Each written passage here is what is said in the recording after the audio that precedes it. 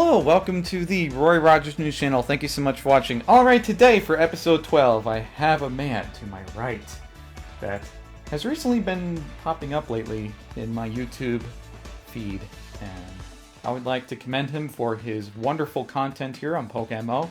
Gixmurgan, would you like to say hello? Hello! Awesome. And without further ado, let's go ahead and dive into the questions right now. So, Gixmurgan, if I may ask, how long have you played PokeMMO? Started playing PokeMMO, as my trainer card says, on September 6th of 2021. And so Google says that's 127 days ago, which is not much time. I was very newbie very recently. Awesome. And besides YouTube, what activity do you enjoy doing in game? Do you like the competitive scene? Do you like shiny hunting? What's your main hobby in game? I really like following around the swarm and pheno calls, and when I'm not doing those, because naturally those are kind of sporadic, paydaying is super chill. Been capturing a lot of Meowths, because ever since the Halloween event, I've been thinking about making a 6x31 Meowth, but I didn't want to buy the Meowths, so I've been capturing them in a bunch of different places. Wow. I wish you well on that. Thank you. Yeah, certainly. But I'm going to say this. The good news for Meowth is that its egg group is field, so that makes your job a lot easier in terms of breeding a wonderful Meowth. Because field is a pretty prominent egg group in the GTL. Yeah. If I may ask, going along with your YouTube ventures, when did you aspire to start up a helpful YouTube channel? This one is kind of a longer history, I suppose. I've kind of had an itch to make a YouTube channel for quite some time, since the infancy of YouTube. And I actually did make a YouTube channel that was posting some attempts at making helpful content. It was really bad. My voice was not what it is now. And it naturally didn't grow too well with the YouTube itself, as it kind of evolved and figured out what it was trying to do. So a lot of my videos actually got marked for violations of various sorts. And yeah, so I think a couple of them were copywritten stuff, and some of them were community guideline not happy with those or something. I'm not entirely sure. All I know is I wasn't too connected to them at the point at which YouTube changed its approach to these things and decided to mark them. And so yeah, they just kind of got deleted. But now I use that personal account from a while ago to do post a bunch of art stuff and things. Most of them are unlisted. A couple of them are public, but yeah, I might share a couple of them with you after this. But Oh, yeah, awesome. so essentially, in terms of this particular channel though, for PokeMMO, I was watching a Petrowski live stream at some point, and he was talking about the lack of content creators and how it would be really good for the game if there were more. And of course, I have this kind of back of my head a little itch that's like, hey, you want to make a YouTube channel? And I was really into PokeMMO, and it's just like, yeah, I'm gonna think about that a lot. So I let the idea kind of develop in my head for about a month, and ran it by some friends who were playfully kind of like, you won't, because it wasn't the first time that I've ran an idea like that by them. So yeah, that's kind of the beginning of that. Oh, yeah, certainly. And I would like to ask, I know that some viewers are probably going to ask about your YouTube channel avatar. How did you come up with that? Yeah, the YouTube channel avatar was a placeholder, and the placeholder was just kind of me messing around inside of GIMP. And the thing that I was envisioning when making it was this two high energy bands coming together and touching at the middle, and that touch kind of that transfer of energy between these two things, which I mean they're imaginary. I don't know exactly what they are, right? Kind of explodes, and at that moment of explosion is what that image is. And it was created using a fractal filter thing that GIMP had built into it in the center there. and it's kind of stuck as a result of me just kind of using it in everything since I made it as a placeholder initially. That's awesome, man. That's really awesome. I know that there are some people that are real creative types that enjoy making different thumbnails, so. And to ask about a more personal question, what was your most memorable shiny? And I've only okay, so in PokeMMO in particular with this shiny question, I've only gotten two shinies so far since I've started playing. Naturally, I have the clay doll behind me, which was super cool. However, I think the more memorable shiny was the Geodude that I possess. I don't have it in my party now, but I was streaming to a couple of friends on Discord, and I was going over my honey tree route, and this was right before I made the honey tree route video, because they were asking me to do that.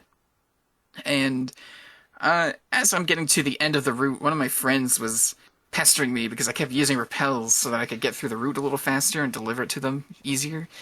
So I decided not to use a repel as I exited Pastoria and went over toward that honey tree.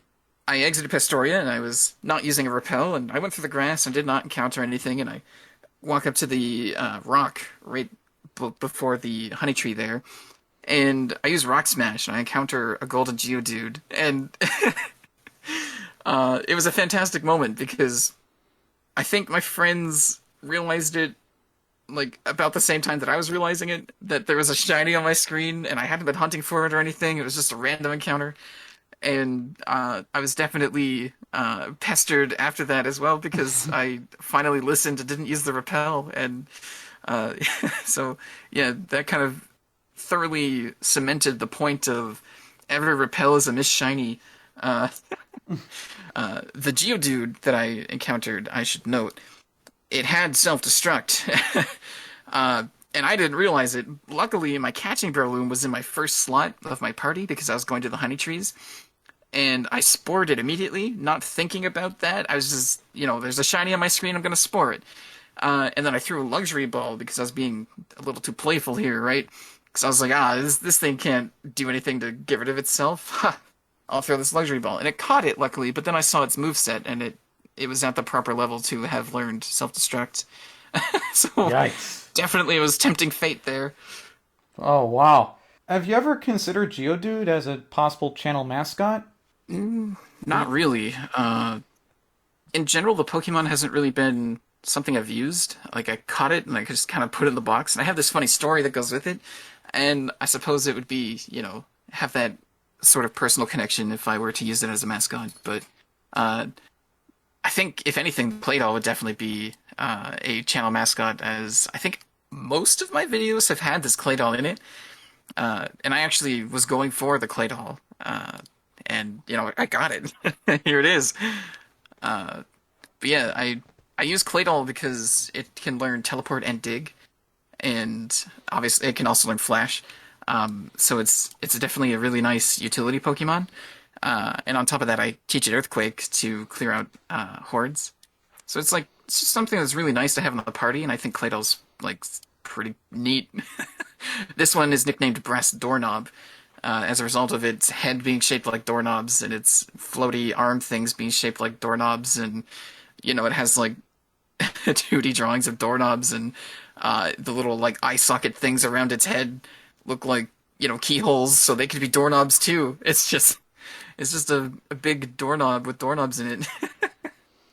That's awesome, man. Now, if I may ask, what was your most memorable moment in game? Oh man.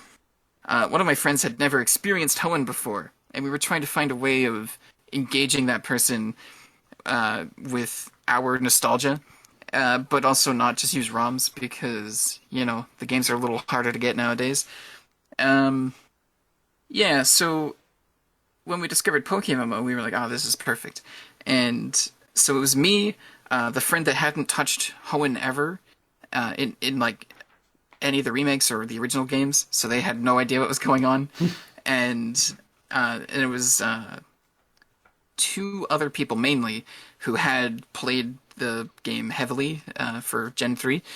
So, of course, with me there too, and I've played the game excessively, Ruby, Sapphire, and Emerald. So, yeah, the the experience was really interesting because we were all together all the time, right? And we were setting like limits as to how far we could progress in the story so that we wouldn't go too fast for this person that had experienced the or had not experienced the game before, rather. So there was a lot of, five people just kind of palling around while everybody got caught up in it and whatnot. And yeah, so we had a really slow, kind of chill experience going through the first region. And, naturally the group was slimmed down as we got to more and more regions as, people were getting busy or losing interest in playing Pokemon because they're not that, diehard of a fan like the rest of us in the group. Yeah. So I think that's probably like it's not really a moment, but it's certainly like the moments that I think of as the more memorable ones. Beyond that, though, if you wanted like a single moment, definitely the more recent Magikarp catching event that was in the Fuchsia City's Safari Zone. There was this big line outside of the Safari Zone about 20 minutes before the catch event started, and everybody was sitting there and role playing, like just waiting in a big line, saying, "Oh man, they better let us in soon, we're gonna miss the event," stuff like that. That was a really cool thing, and I actually recorded that, and I haven't made a video on it. I was intending to, at some point when I make like a quick reference, like how do I do an event kind of video, that'll probably be part of that, just to highlight the cool aspects of like the role playing of PokeMMO, which kind of spontaneously happens sometimes. Man. Now, if I may ask, I haven't seen a PokeMMO short before, so if I may ask, what inspired you to start making PokeMMO shorts on YouTube? Yeah, so my main focus with shorts was discoverability for both my channel and the game itself. So when I started making shorts, I also started putting the PokeMMO website in my description, and I've actually helped several people like download the game as a result of those shorts. And in fact, a couple of them are in the comments section. Some of them not even in English. And oh, Chico's helping a little bit. Chico's my bird, by the way. You might have heard him chirp a little bit there. The shorts are for discoverability, and so far they're working out pretty well. I think as a result of my tiny channel helping at least three people download the game through these shorts. But the other thing was, PokeMMO is a small niche community, but it's built from a gigantic group of really cool fans. So, this Pokemon community that's just slightly adjacent to it. And, if they just knew about PokeMMO, I bet you they would love it. So the shorts are kind of there as like this is PokeMMO, and you now know about it as a result of going through shorts and being recommended Pokemon content. Like those are the kind of people that would probably be really interested in the social sort of game that is like this nostalgia bomb of PokeMMO. And so I think that the shorts have really done that job fairly well, and they are the ones that drive a lot of unique viewers to the channel. And I definitely have been slacking on them recently because I've been putting an excessive amount of effort into a video that I thought was going to release last week, but now it's been a week since I thought that was going to happen, and it's probably not going to release now either. But yeah, going on more than 20 hours in that video. Well, as Yeah, of so time of this taping, like yeah. I don't know, maybe the video is probably released already. Who knows? Oh shoot. Yeah, because Maybe. I have to go in the editing room, put in some graphics for this interview, so who knows, maybe the video might be released. So speaking of Aw, man. speaking about Pokemon related matters, how'd you find Pokemon? Oh yeah. I found Pokemon in a very convoluted and strange way that was very gradual. Oh. But essentially, my first Pokemon game ever was Pokemon Crystal. And here I am, wanting to play Pokemon Crystal with my cartridge that's really old, and right, the battery is dead in it, so it can't save the game. But it can play. It still plays. I have my Game Boy Color. And so long as the Game Boy Color stayed on, I could go through the story. But that wasn't really great.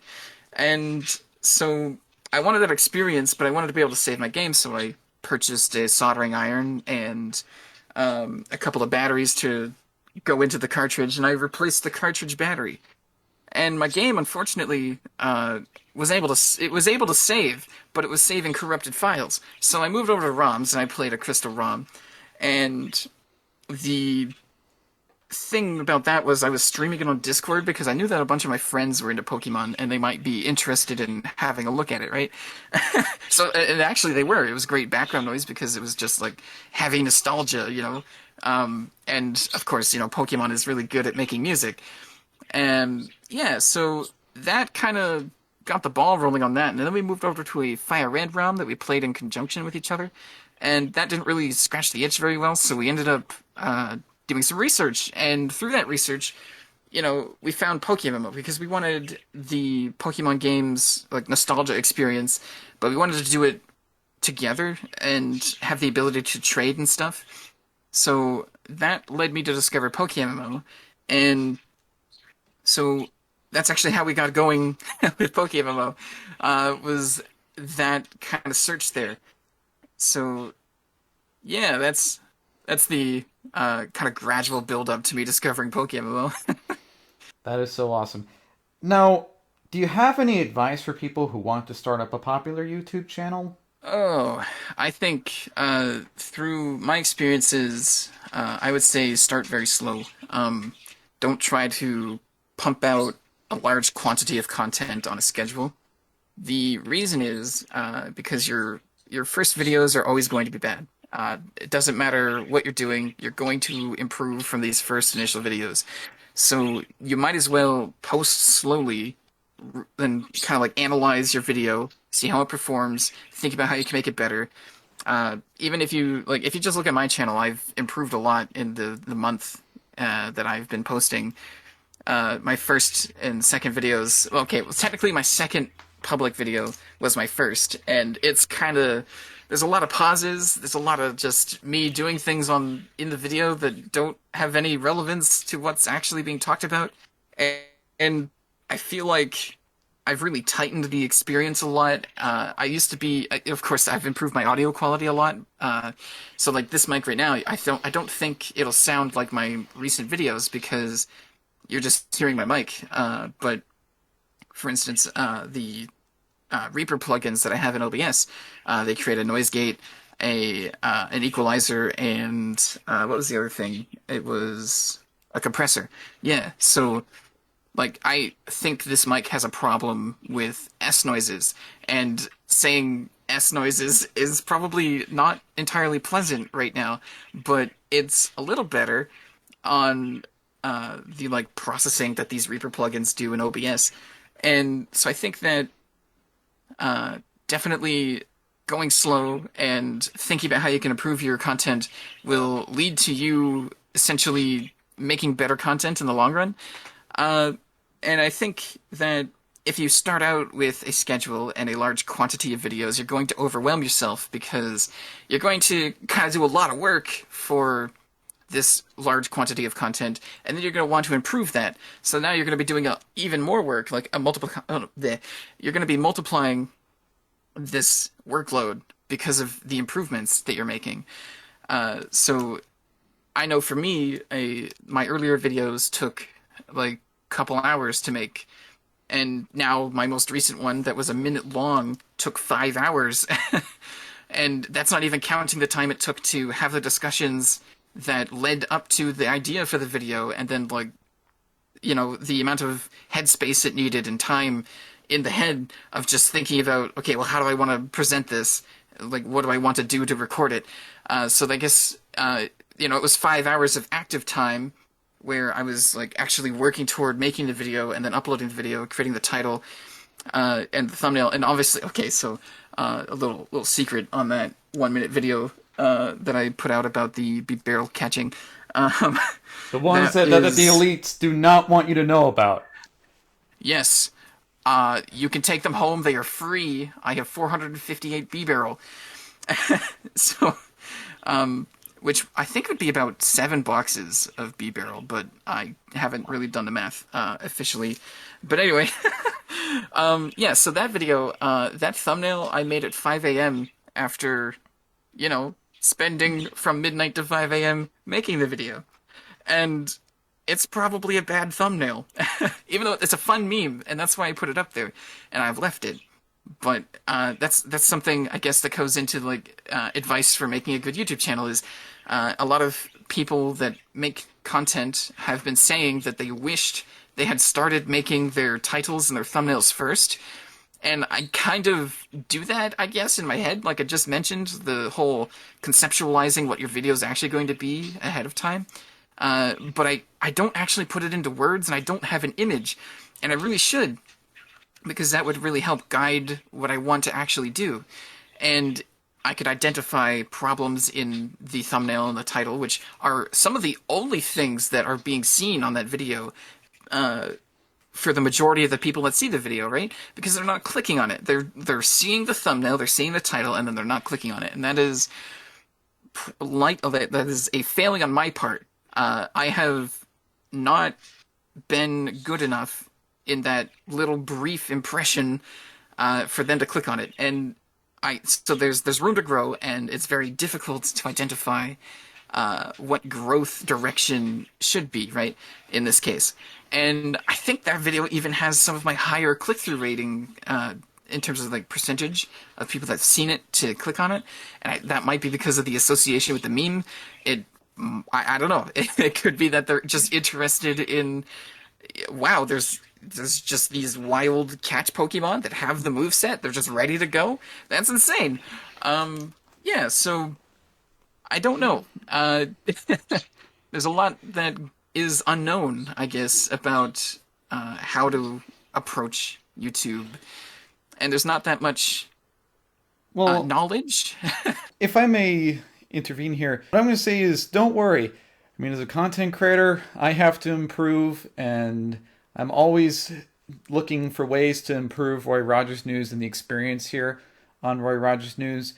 And like you said, I think that doing the thumbnails and such is really impressive. But if I can give some advice to you, I think your thumbnail should have a certain branding to it. And what I mean by that is, if you look at a Roy Rogers News video or a Petrovsky video, you notice that there's a certain branding to the thumbnail. I think you should have a special touch, that Gixmurgan touch. Don't worry, I still have much room to grow for me too, so I'm right with you, man. I think I actually, I don't think I found really my my brand quite yet, because so far it's been kind of basic. Like I definitely, so if you look at the thumbnail that we're talking about, the kind of like the parody of a Twitter post, a tweet. Wow.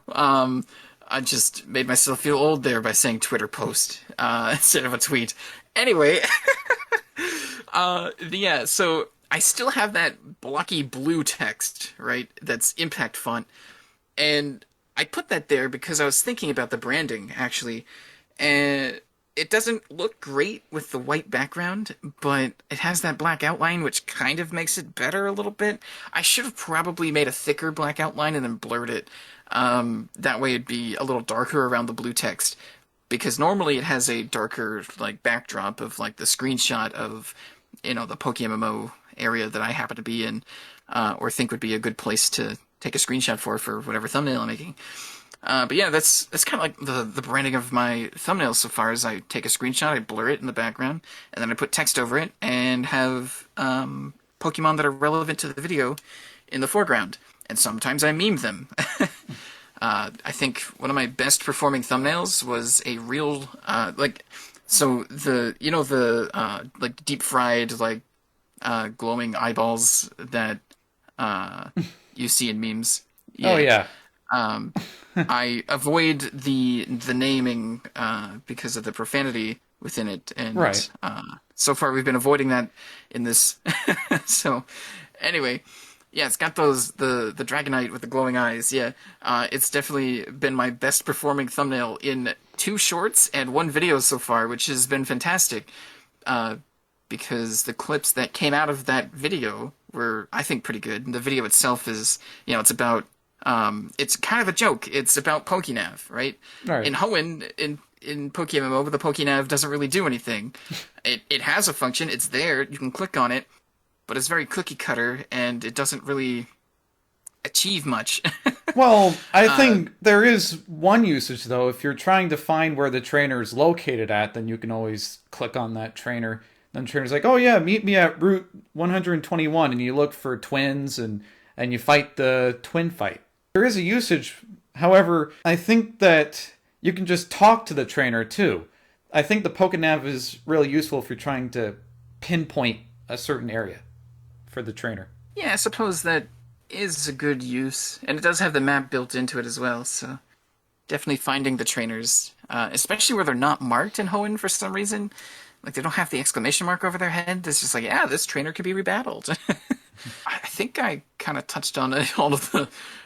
Oh no, you know, Oh, to go back to the question that kind of spurned this conversation, the final like piece of advice I think that I've kind of been alluding to with a bunch of the things that I'm saying, but it seems that I think you should shoot for quality over quantity, right? so And true. I haven't because your videos are always going to be there. So like in the beginning, it feels weird to not have a bunch of videos out there because there's not a lot of passive things happening on your channel, but those videos are always going to be there. And so if you have a high quality video and a viewer comes along and sees your channel, a couple months into your making content, they're going to see high quality content and not just like a bunch of it, right? And so they'll probably watch more content and stick around and maybe subscribe and, be a constant viewer from then on. And if they come to your channel and they get the info that they want, but it was kind of a experience, then, maybe they'll come back here and there to get the info, but I don't think that would really, have a good experience for the person. And they probably wouldn't then, engage with your content as much. That's about it. Definitely. Oh, and a little, word of caution, or less of an advice thing, but think about, like, imagine playing a game and you play it for an hour. And I kind of alluded to this again earlier, but that hour of gameplay, say you want to upload that, you're going to spend probably 3 to 5 times that editing it because you have to watch it, right, to go through it and kind of like figure out what you want to keep in and such. So you're going to watch it at least once through, and then once you get once through, you're going to be manipulating it. So it'll probably be like as if you were watching it on half speed or something. And yeah, so just think about the time that it takes. Yeah, I joke to people that 10 minutes of recording for me is like 1 hour in the editing room. Yeah. So, yeah, I that's just recently figured out that I actually posted it in the Discord there, that automation bit for removing silences that are long. Oh, that's going to save so much time. And before we close, and I appreciate the TED Talk on how to start a PokeMMO YouTube channel. I appreciate it, though. Thank you so much, Gixmurgan, for your YouTube advice. You're welcome. Hopefully it holds true as I, continue to do YouTube. Yeah, certainly. And before we sign off, do you have any closing thoughts for our audience here? I do a lot of tangents and such, so I don't know how much of that's actually going to make it into the final cut here, but certainly the tangents are fun, and I wish that more people would kind of feel okay with exploring their own tangents, right? Like, definitely, you don't just speak words and think only of those words, right? There's a bunch of stuff that's like firing off in one's head and just kind of like, Oh, yeah. yeah. So I don't know. Explore your tangents and let it happen. Are my closing thoughts. And who knows, it could make it to a YouTube idea, so... It could. You never know. Certainly, certainly. And with that, we're going to have to close out of the interview. Thank you so much, Gixmurgan, for partaking in the PokeMMO interview series. Thank you for having me. Awesome. And if you ever want to check out Gixmurgan's YouTube channel, I can link it down in the description as well as in the end screen. So feel free to check out Gixmurgan's YouTube channel if you want to check out Gixmurgan's YouTube channel. Alright, this is the Warrior Rogers News channel. Don't forget to comment and subscribe to the channel, like the content that you see here. And this is the Roy Rogers News Channel signing off. Fast, accurate, unbiased, Roy Rogers News.